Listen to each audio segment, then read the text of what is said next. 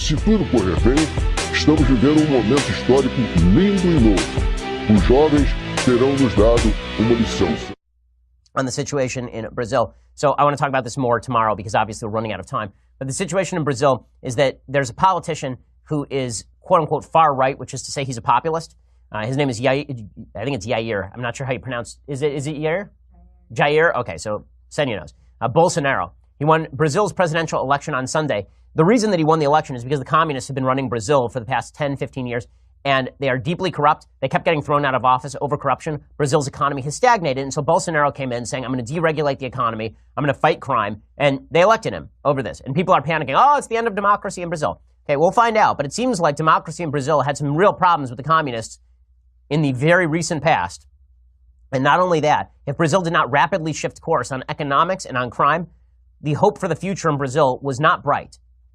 It's so funny how folks on the left seem to ignore the fact that it was the left's malfeasance, corruption, and inability to run a country that led to Bolsonaro's win. Okay, Bolsonaro said, we cannot continue flirting with communism. We're going to change the destiny of Brazil. He rejected the leftist PT that ran Brazil for 13 of the last 15 years. They were ousted 2 years ago in the midst of a deep recession and political graft scandal.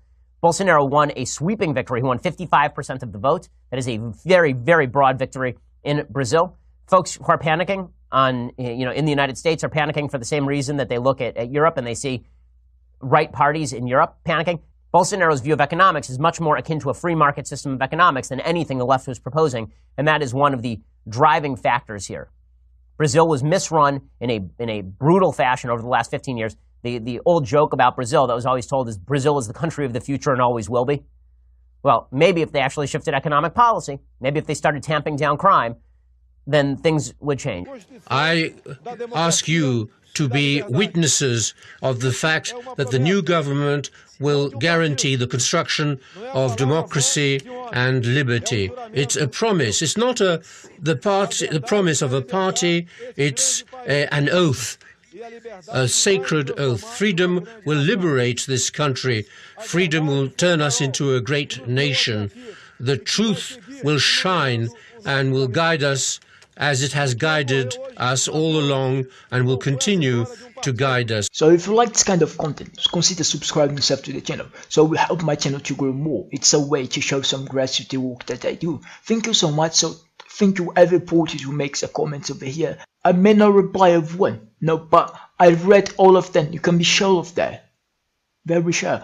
So thank you every reporter. I hope you have a blood perfect day. Wait.